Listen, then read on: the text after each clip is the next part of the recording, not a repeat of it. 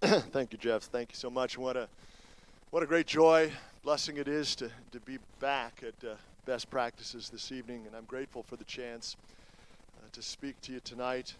I'll share some time with my old seminary dorm mate, Bill Tucker, over there. I'll let you up here in a little while, Bill, but privilege to be sure. And as Jeff points out, we are moving into political season of the LCMS. As we near this summer's July convention in Jeff's hometown of Milwaukee, Wisconsin. And I have found myself swept into the vortex of all of the conversation, mostly against my own better judgment, I'll tell you that. Best Practices is itself an example of best practice in the Lutheran Church Missouri Synod. No one ever said that about church politics or conventions. So you will be relieved to know that my talk tonight is not going to be political. Rather, it's just going to be very personal, but also firmly anchored in our conference theme. You are not alone. And I'm going to risk being a little vulnerable with you tonight as I reflect on what was perhaps the loneliest and the most difficult time in my own life. In full disclosure, I also fully recognize that the story that I'm going to tell you in a few minutes is one that you might also hear from others during this political season. So I figured that you might as well just hear it from me. But I really wrestled with this. I wrestled with myself, and I wrestled with the Lord. And not for the first time. Indeed, the Lord and I have been over this time and again for about as long as the children of Israel wandered in the desert. That's true. Better part of 40 years. And I also think about how Jacob wrestled with God that long, dark night at the ford of the Jabbok River. After all his clever maneuvering, trying to advance his position really from the time that he was in his mother Leah's womb over and against his brother Esau or his uncle Laban, it had finally come down to this moment. The derivation for the name Jabbok, the river where this epic bout occurred, means pouring out or emptying, which is what the river did, but which is also, of course, what Jacob had done. Everything and everyone that mattered to him was on the other side of the Jabbok River. He sent ahead his family, divided into a series of subgroups, all his possessions apportioned into various segments with the hopes that this intricate plan of pacification would assuage the anger and wrath of his brother Esau. Jacob emptied it all. He was there at the ford of the Jabbok River with nothing. Left there that long, dark night, all by himself, alone. Except that he wasn't alone. There he wrestled with God. The long, dark night of the soul, la noche oscura del alma. That's the title of a poem by the 16th century mystic, a guy by the name of St. John the Cross. But Jacob's own long, dark night of the soul, centuries before, was more than mystical. It was not merely metaphorical. And as a visible demonstration, Jacob, now Israel, his new name alluding to his struggle with God, was left with this lingering limp, a glitch in his giddy-up, as it were. My own scar, or to be more precise in derivation and in definition, my stigma will never disappear. Spoiler alert, scars are not pretty scars, but they do show us that healing has occurred, right? Scars are no longer open wounds. When by Christ's wounds, stigmata, when by Christ's wounds we are healed. And I promise you, we'll get there. Healing, however, often takes a while. My own rather recent injury is one that now leaves me actually with a little limp. It was just last October. We were visiting our daughter Rachel and her husband Kyle and our baby grandson Elliot in Milan. Don't call me Milan. A small town not in Italy, but just south of Ann Arbor in Michigan. So this was October. The previous several weeks, I was taking advantage of some retirement free time and gorgeous late summer and early fall weather by doing things I enjoyed doing. I was running beaucoup miles. I was riding my bicycle over hill and dale, and even climbing and hiking in the mountains of my native Colorado and in Wyoming. And I have to tell you, I was feeling great. I was feeling fit as a fiddle. I was living the dream. I was perhaps even getting a little bit cocky about how well it was all going for a guy my age. Pride, they say, goes before the fall. And early in October, misjudging a single step into their basement, I hit the hard floor with a thud. And the pain was absolutely excruciating. I cried out.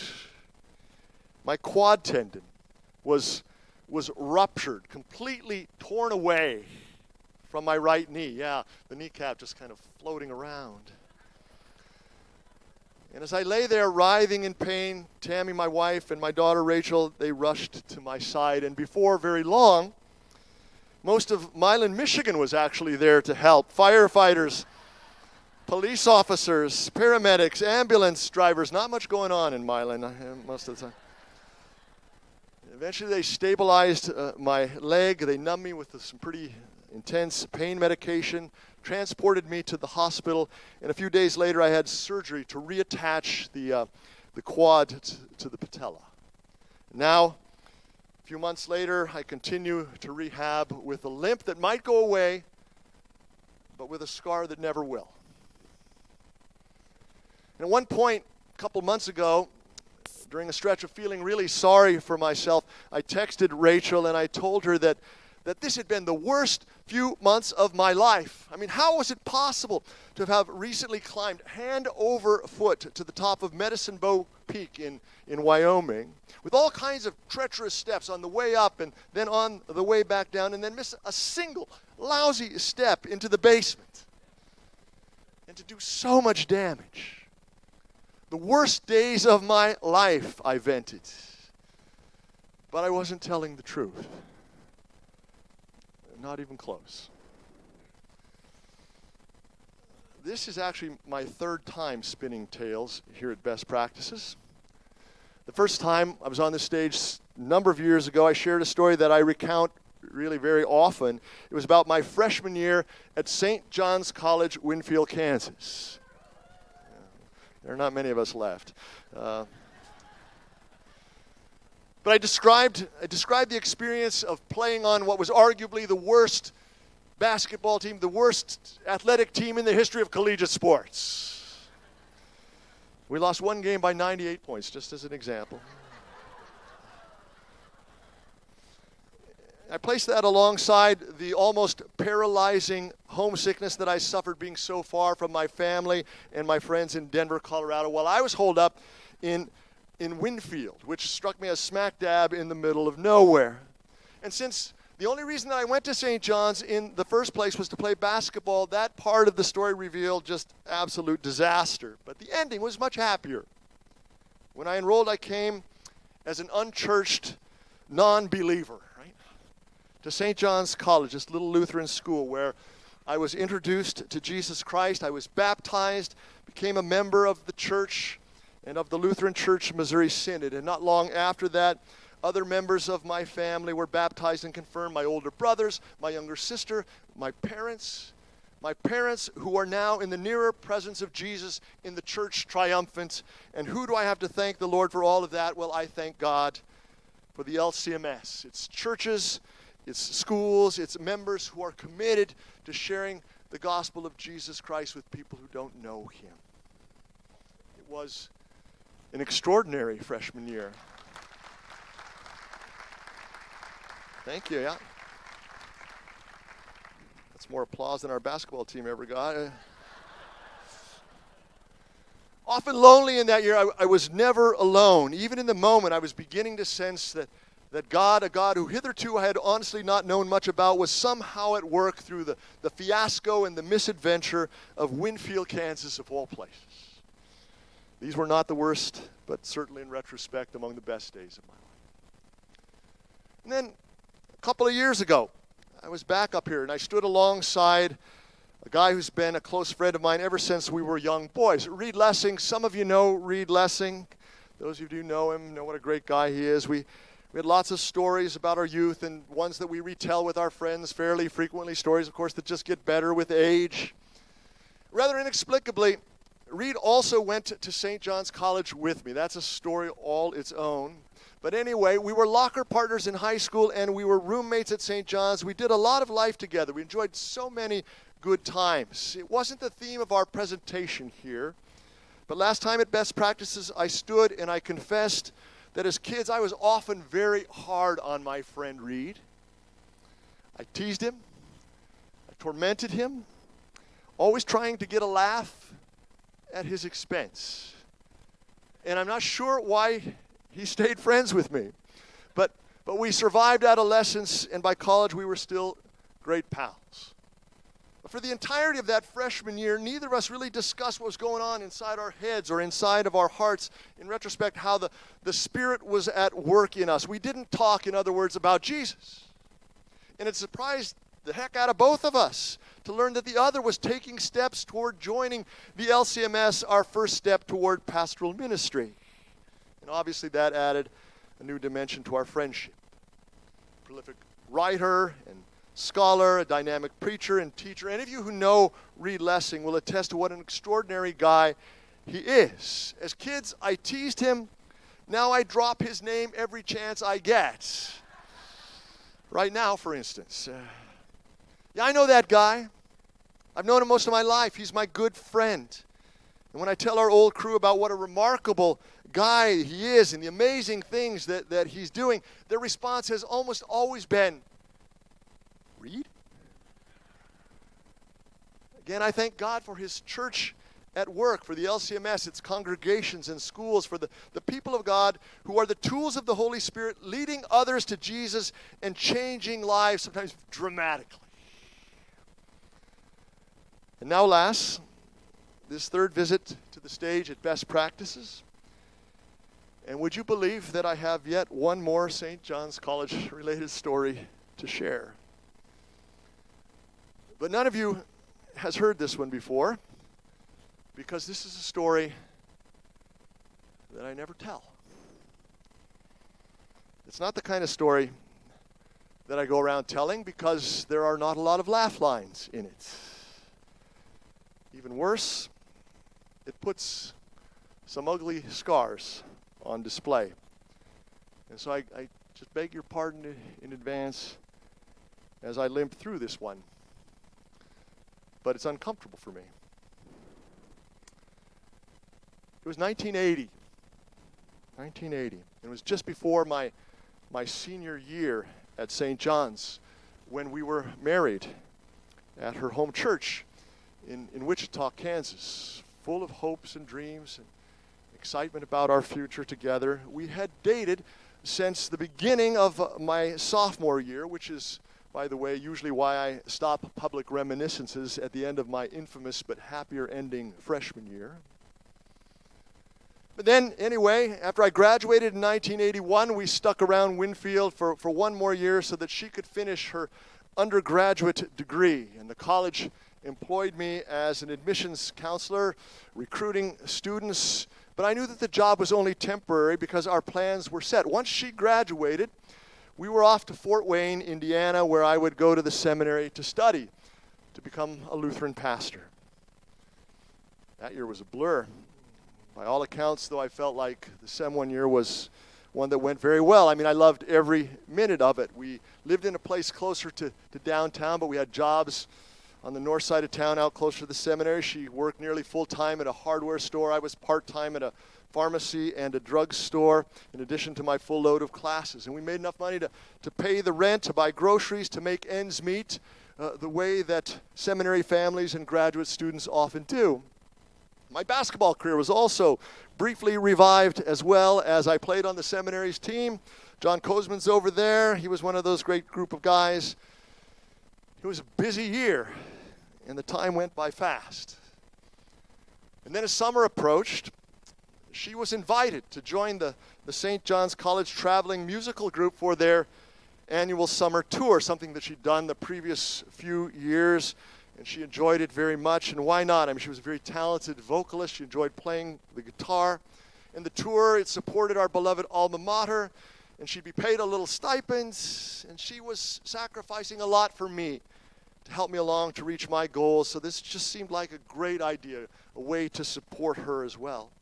And meanwhile, I arranged to do a summer internship at a church in the panhandle of Nebraska. I'd get some good pastoral experience. She would sing her praises to the Lord. And certainly we would write letters, and she could call me when she got to a place where there was a phone. Remember, it was challenging in those days to communicate across the miles. And we knew it wasn't going to be easy to be apart, but it was just for the summer. We could make it work. And it just seemed like a great plan at the time. Until the letters stopped coming. And the phone quit ringing. Communication was a lot trickier in the 80s. So I didn't think too much of it. Maybe tomorrow, I soothed myself. Eventually, I wondered, though, what in the world's going on? Something must be wrong. All alone in the panhandle of Nebraska. The first round of some pretty intense wrestling commenced. Questions only beginning to formulate in my mind, questions that would become more pronounced. Like, how does a young man respond when his wife finally admits that there's this other guy? In this case, one of the boys in the band. I didn't know him. He had just finished his freshman year of college, probably just 19 years old. Sheesh, I wondered, did I recruit that kid to St. John's as an admissions counselor? How does a young seminarian react when his wife informs him that she's not going to be returning with him to Fort Wayne in the fall, that he can go if he wants to, but she's not coming along? And what does he say when she tells him she's pretty sure she doesn't want to be married to him anymore? And that she doubts really whether she ever loved him, and that there wasn't a whole lot more to talk about. I wrote a letter to the seminary requesting leave of absence for a year, and we both went back to Kansas. She moved in with her parents, and I needed to find a place nearby so that we could meet with her pastor to go through some counseling, to which she consented. The car was hers before we got married, so I didn't have any transportation except for my bicycle at first. I had some very, very good lifelong friends in Winfield still. So I hopped on my old Raleigh, and I rode the 35 miles or so from her parents' home south of Wichita to get there. And when I got there, I'd have to ask my friends if they let me stay on their couch for a while, maybe borrow their car occasionally, help me out. What an imposition, right? But what choice did I have?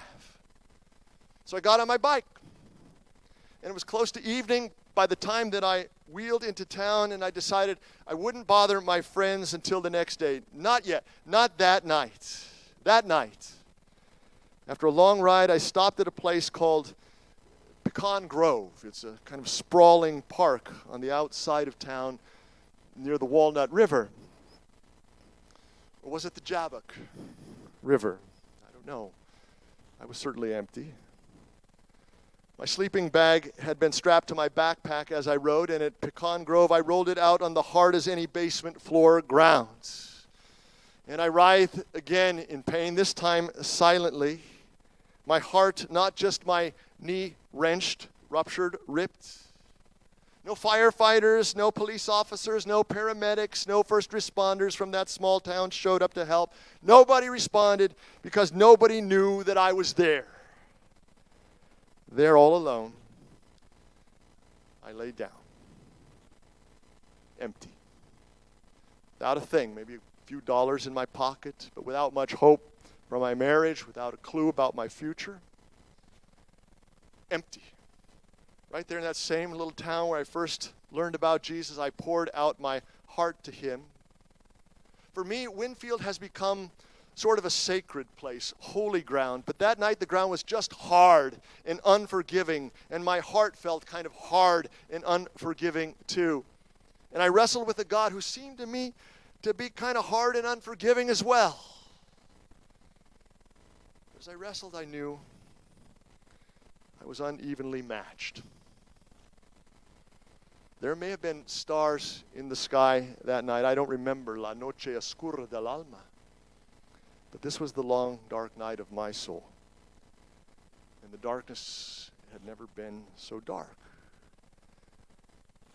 I wait for the Lord.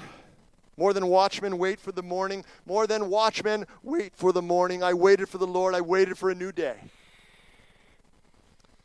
Pastoral counseling could not save our marriage. Her pastor admitted to us that it would never work as long as there was a third person in the equation. And before too long, there was yet another added when she became pregnant with his child. And soon after she divorced me, they got married.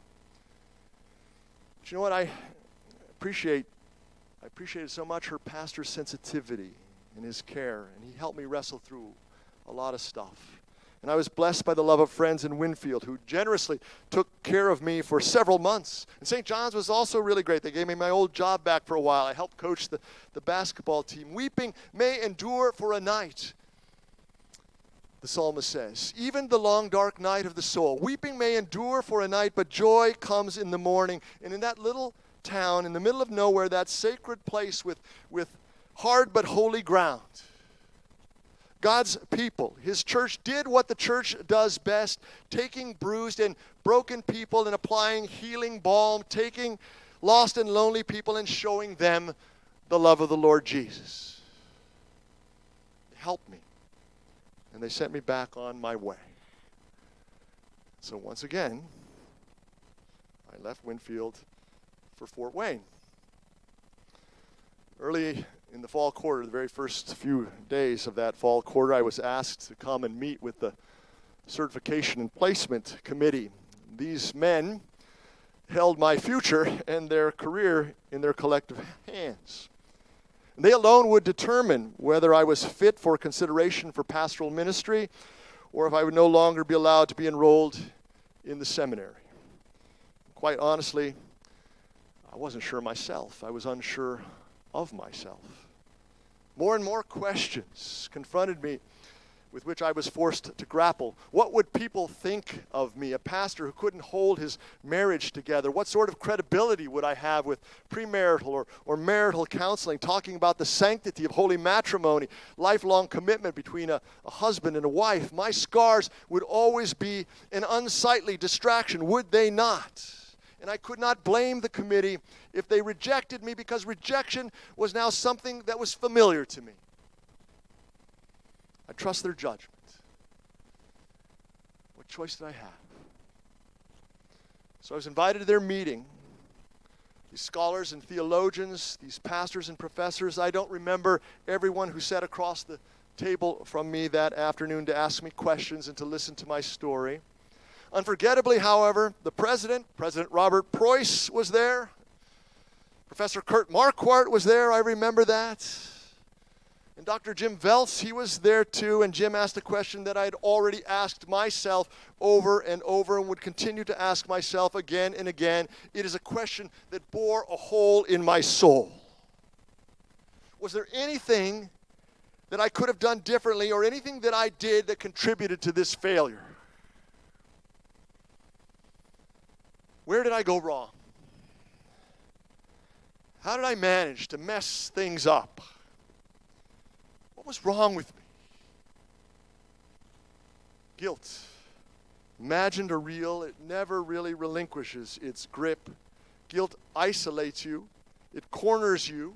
And when it manages to get you all by yourself alone, it does its worst. Guilt always threatens to expose your scars, especially a stigma that never really goes away.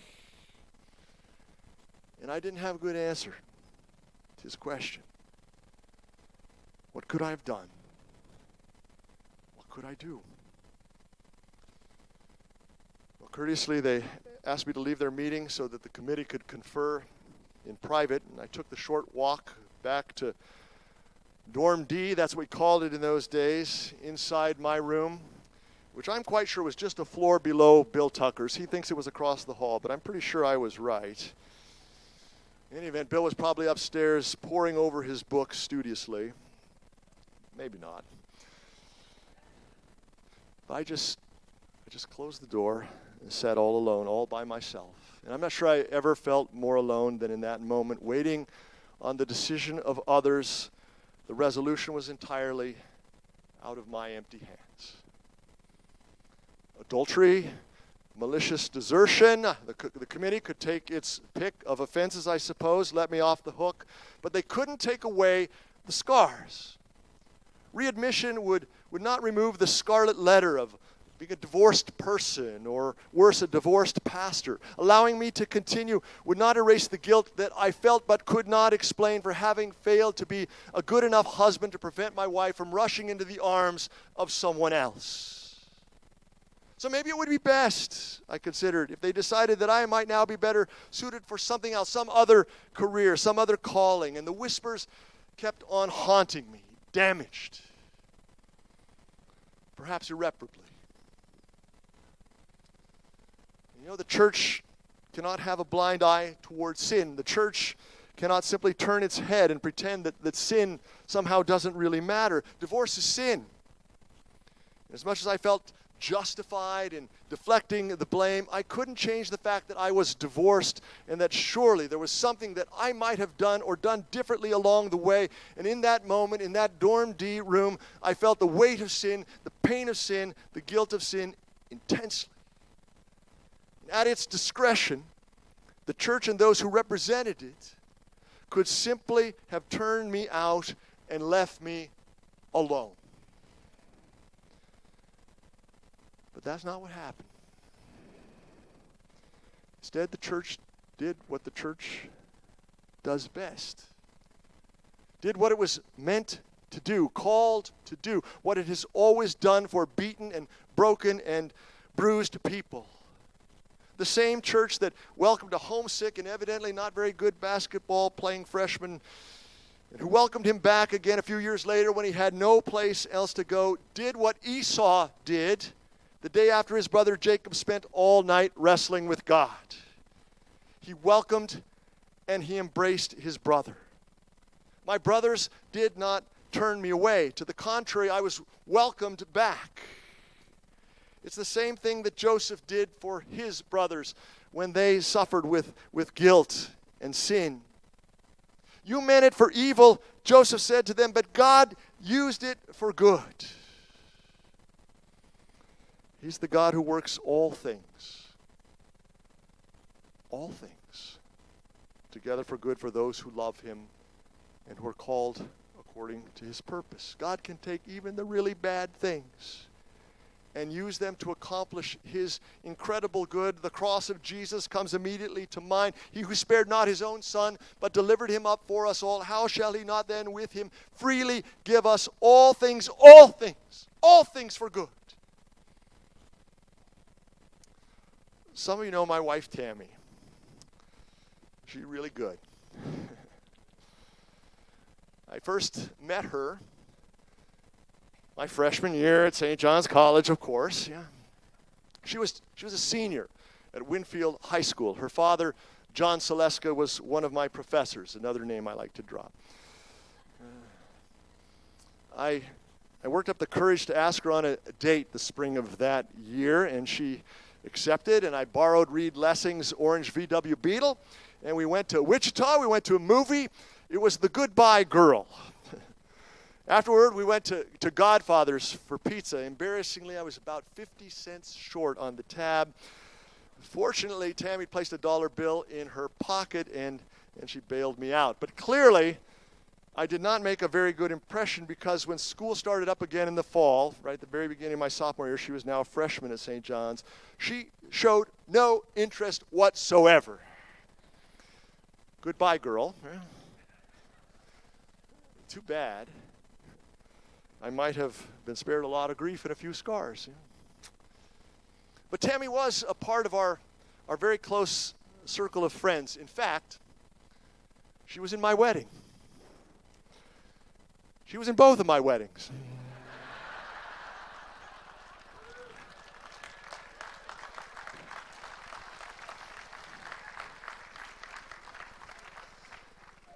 And now we've been married for almost 38 years, and God has blessed us with a beautiful family. Five awesome kids. 5 awesome kids, 5 amazing grandchildren, and a 6th on the way, all good, just like her. All good, just like a God who is good and whose mercy endures forever. And our life's journey has included parish ministry in Colorado while I was a graduate student at Boulder, campus ministry at the University of Wyoming in Laramie. From there we moved to Wisconsin, where for 6 years I was on the faculty teaching history before I was elected president of Concordia, and I retired as president of Concordia, University of Wisconsin in Ann Arbor, after 24 years in that role. Yeah. Thank you. And Tam's also a PhD. She served in various administrative capacities. She's still on the team there, working remotely from Texas, where we live now, but she'll be retiring at the end of June, and it has all been good. All things.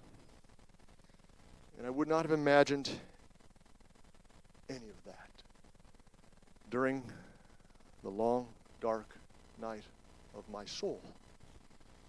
In fact, at nearly every juncture along the course of this journey, those whispers have returned. The gnawing doubts, the lingering questions. Hello, darkness, my old friend. I've come to talk to you again. I mean, why should I even be considered for this call, pastor, professor, college president? Wouldn't it be best if I just stepped to the side, damaged goods, maybe not unqualified, maybe just disqualified, right? This dark scar, this dark stigma, this wound, of course, inflicted 40 years ago. But there's no statute of limitations on sin and guilt. Time doesn't heal all wounds. Time does not. But Jesus heals our wounds. I told you when I started talking that we'd get here. By his wounds, his stigmata, by his wounds we are healed. And there have been many moments when I felt what seemed to be the weight of the world. It was merely the weight of my own sin and guilt, but it was more than I could bear, which is true, of course. It is more than I can bear. I'm most definitely right about that. Jesus, however, did bear the weight of the world's sin alone at Calvary. He who knew no sin became sin for us, so that we might be made the righteousness of God in him, forsaken by his Father, so that we might be forgiven. Jesus was left alone to die, so that we might live with him in his resurrected and ascended presence forever.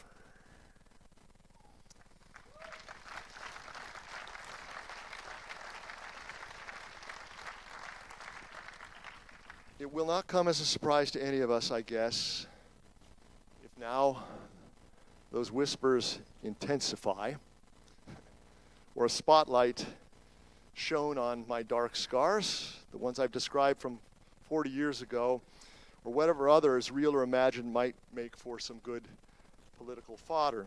In fact, I have to tell you today, I just want to share this email real quickly that I got just today. Hello, doctor. I seem to be getting a lot of pushback from my church to nominate you. There's some mean Lutherans out there, LOL. I was told you are divorced. What do you say to people, especially in our synod, that really should not elect a man who's divorced? Well, questions about qualifications and disqualification, I think they're fair questions. And ones I ask myself repeatedly.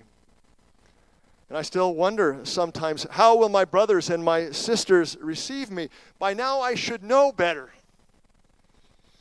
By now, maybe I do know better. Still, I wonder. And as I have emptied myself out before you here at this Jabbaki kind of place, standing all alone on this stage, you can be sure that I'm wrestling with the Lord every single day, with all my vulnerability always fully on display before Him, just as I am, without one plea, but that thy blood was shed for me. Wrestling with the Lord. At least I'm not alone, right? He's in the ring with me, not against me. Luther said, God's caress leaves wounds. And you can just ask Jacob or St. John of the Cross or anybody with much life experience. Yes, there are scars, and I might be left with a limp, but I'm not alone.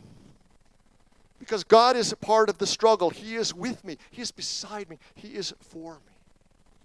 And moreover, as if that weren't enough, I'm not alone because I'm with you. In the same place where I, beaten, broken, bruised as I may be, am nevertheless welcomed once again. Welcomed by God's people who do what the church does when the church is at its best, helping the hurting, loving the lost, forgiving the failed. Here and wherever God's people gather is a place of refuge for the rejected, of sanctuary for the stigmatized, a haven for the hopeless. And no doubt many of you have had your own dark night of the soul, or maybe this current season of ministry is one that leaves you feeling beaten, bruised, beleaguered. Dear friend, engage the fight. Wrestle with the Lord. Embrace whatever limp you might receive, for it is in our weakness that God's strength is made perfect. It is in our wounds that we experience Christ's healing. It is in our suffering that we join Jesus at the cross, where He heals us once and for all, declaring victory over every darkness that we suffer. His grace is enough. And I also encourage you to look around. To your right, to your left, the people you came here with, to your friends encountered here, some old, some new. Because what's so beautiful about being a part of the body of Christ is that it pulls us out of that one-on-one wrestling match with God, and it places us in community, in family, that like Esau, despite differences, can embrace us as brothers and sisters in Christ. And instead of silently wrestling in a way that maybe no one even knows about alone, perhaps now is the time to invite others in to help you cover this hard ground. Tag team.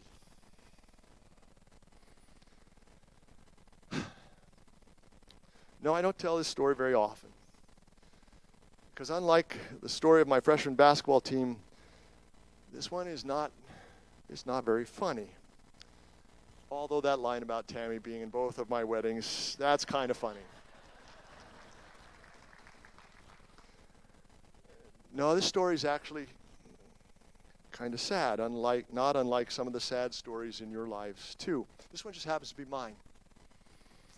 And I felt it best that you should hear it from me. Or maybe not so sad after all, not as long as all things work for good, right? In any event, I knew I could tell this story here at Christ's Church because you are all Christ's church. And the church, when push finally comes to shove, always does what it does best. We don't leave each other alone. We don't leave anybody alone. By His wounds, we are healed. We give each other Jesus. Give me Jesus. You can have all this world. Give me Jesus. God bless you. I love you. Thank you.